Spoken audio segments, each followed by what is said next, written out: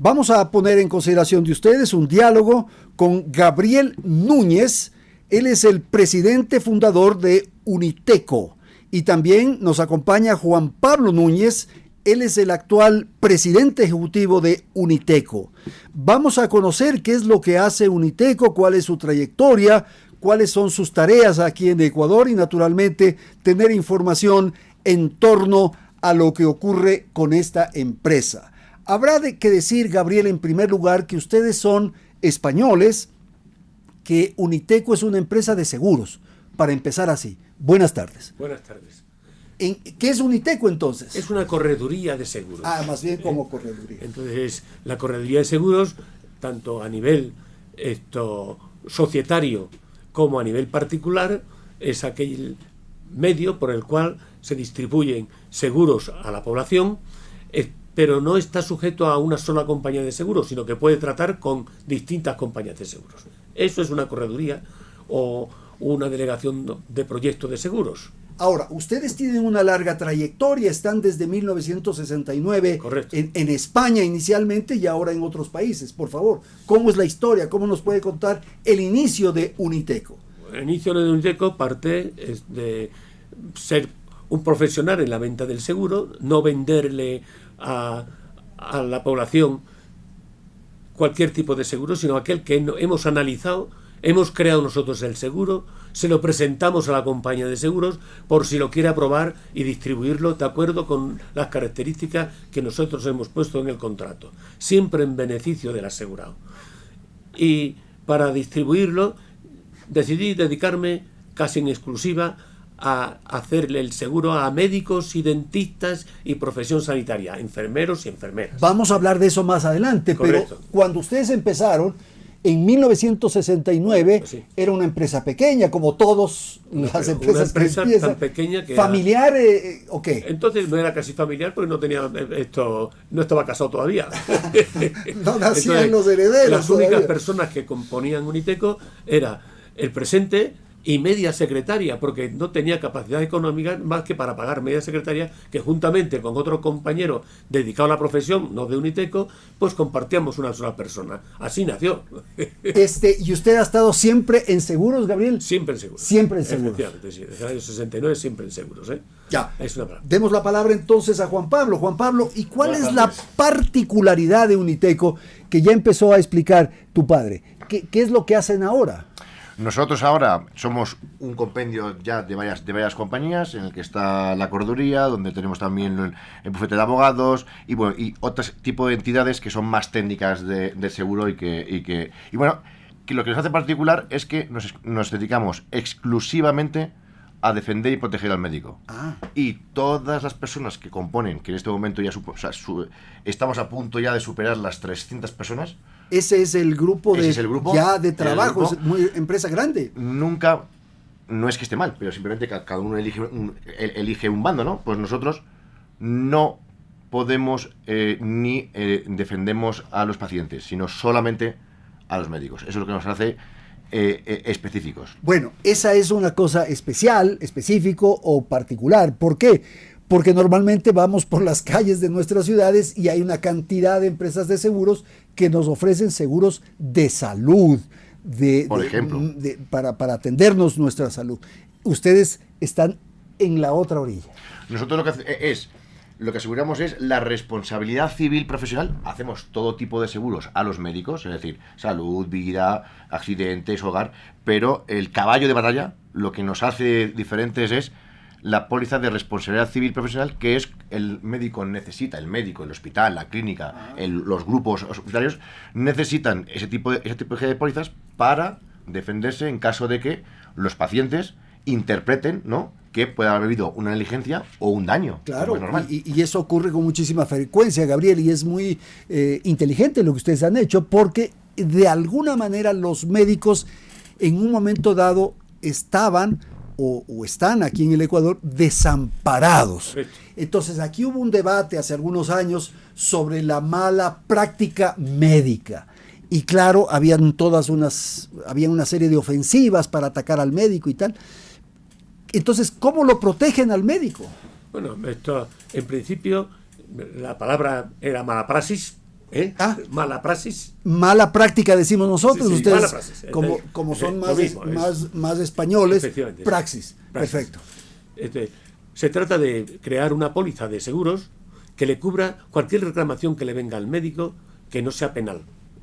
Y comprende no solamente el capital que le puedan reclamar, hasta un límite muy alto, altísimo, sino además la defensa de ese caso.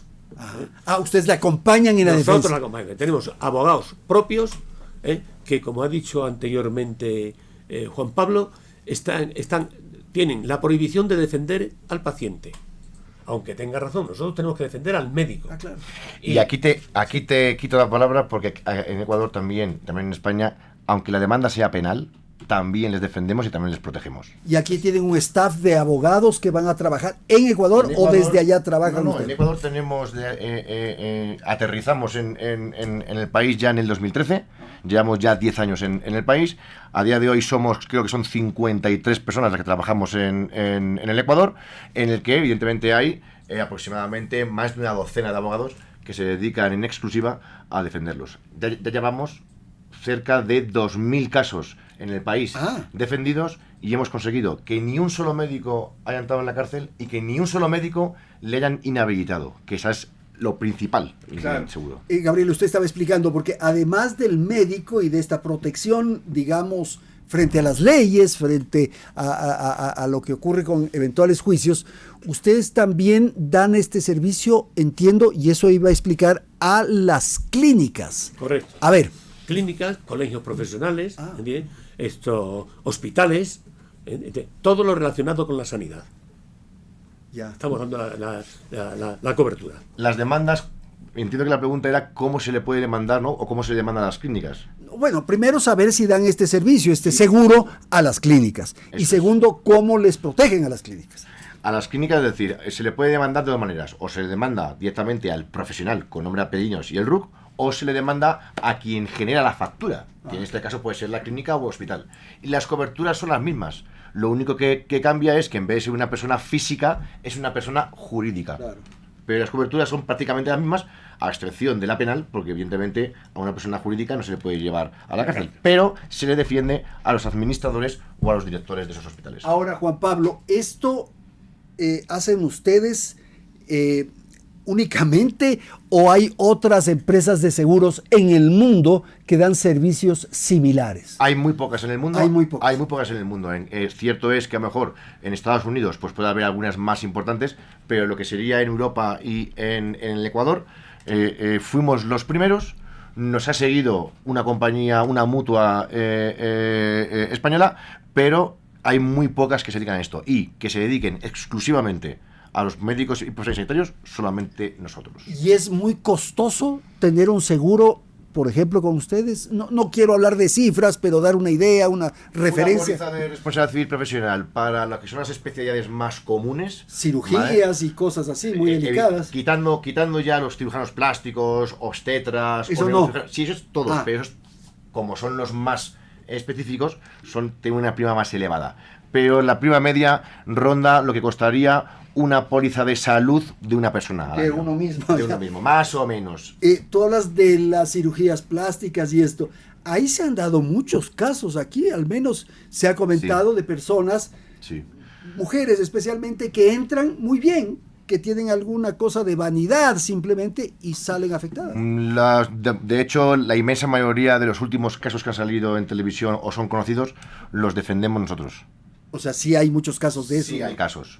Eso es decir, es verdad que los más sonoros, evidentemente, suelen ser donde hay un fallecimiento o donde hay una persona pues que tenga cierta relevancia, pero las especialidades, evidentemente, que más frecuencia tienen, pues son aquellas que tienen más riesgo, como pueden ser los obstetras, los neurocirujanos o la medicina plástica. Ya, Gabriel, y esto que ustedes han pensado hace muchos años para llevar adelante, ¿en atención a qué o por qué surgió la idea de llevar adelante estos seguros a los médicos? Bueno, surgió desde una clínica muy importante en España, que es la Clínica Puerta de Hierro, un sanatorio Puerta de Hierro, que dentro de su economía dedicaba la tercera parte de sus ingresos a enviar médicos a todas las partes del mundo para que aprendiesen hay que ver que en aquellos momentos no había estos teléfonos, ni había televisión, tenían que aprender técnicas que en otros países del mundo surgían. Y esa técnica contaba con Estados Unidos y Canadá. Y allí se exigía ya, en el año 69-70, ya se les exigía que para ir a esas prácticas tenían que poseer una póliza de responsabilidad civil profesional. Ahí surge la cobertura de esa póliza para España en concreto y para Europa, ¿no?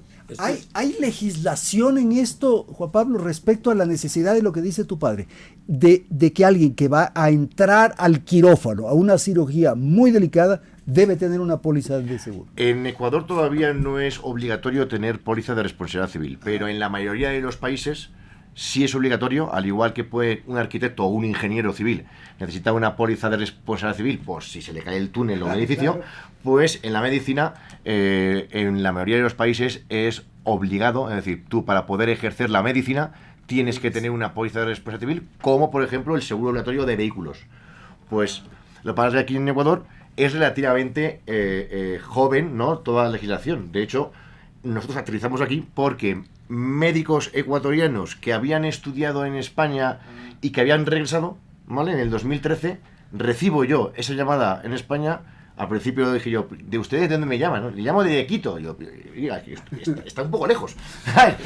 3 semanas después cogimos un avión y nos plasmamos aquí, unos 6 meses antes de que se aprobaran las leyes que ya en el 2014-2015 se aplicaban aquí en este país. Y lo que tú dices es muy cierto, o sea, muchos ecuatorianos, amigos y colegas, digamos, en el tiempo de colegio, se fueron a estudiar medicina en España. Sí, se llama el MIR, que es médico interno residente, es una formación reconocida a nivel internacional, y cierto es que muchos médicos, ya no solamente de Ecuador, sino de toda Latinoamérica, hacen su formación de 4 o 5 años en España y luego regresan a sus países y, bueno, pues ejercen esas especialidades. Bueno, pero además de este producto, digamos, de atender o de dar estas pólizas a los médicos o al sistema sanitario o de salud, ¿qué otros servicios tienen ustedes? ¿Qué otros productos tienen? Bueno, los productos principales son evidentemente la responsabilidad civil, los seguros de vida, los seguros de salud y a partir de ahí ya pues los seguros más personales, que pueden ser desde el hogar hasta el seguro de vehículos. ¿Qué es lo que dan todas las empresas de seguros? Ahí sí no. Ahí sí que es más generalista. Cierto es que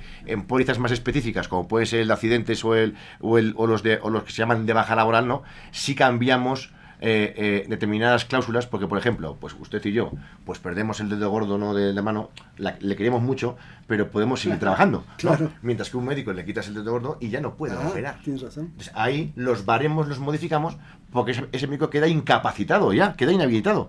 Entonces las cuantías y los porcentajes que se le abonan en función de si pierde un ojo o pierde un dedo o pierde la movilidad de un hombro, que para nosotros es algo que no pasaría nada, para un médico le queda inhabilitado de por vida.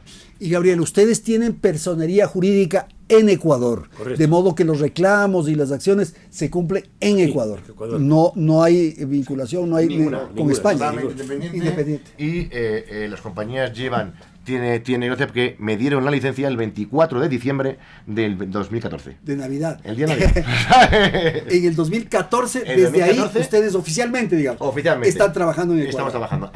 Durante el 2013 lo que hacíamos era, estábamos en coordinación con ya empresas de aquí para que ya empezábamos a evangelizar lo que significaba, lo que iba a venir y lo que iban a suponer las leyes que se estaban aplicando. Ya. Porque no existía el concepto del riesgo. Y entonces, para que se hagan una idea, llevamos más de 15.000 médicos formados en el Ecuador, ¿sí?, en temas de medicina legal, en temas de consentimientos informados, en temas... Y empezamos este año, ha empezado hace unos días, el primer máster con la Universidad de Alcalá de España para que se formen en peritos médicos y valoración del daño corporal, que es básico. Que un médico puede saber medicina, pero explicarle a un juez delante de un tribunal cuánto vale una pierna o cuánto vale un ojo que entró enfermo y salió peor, pues todo ese tipo de conocimientos se han de aprender como cualquier otra actividad. Natural. Qué bien, entonces, habrá que ver cómo ¿Cómo van en este segundo momento, llamemos así? Uno fue tener la autorización oficial y luego este segundo momento en el que ustedes están emprendiendo Hemos aquí en venido Ecuador. justo porque inauguramos ya las nuevas oficinas ahí en la avenida de la República de El Salvador. Ya. Ahí tenemos ya nuevas oficinas, ya con muchísimos metros cuadrados, con mucha gente, para hacer esa segunda parte. Perfecto, señores. ¿Cómo le han tratado, Gabriel? Dígame. No, Dime. que hemos tratado el edificio precisamente de Gibraltar. Sí, edificio se llama Gibraltar. pero en propiedad. Hemos querido ya invertir aquí en Ecuador.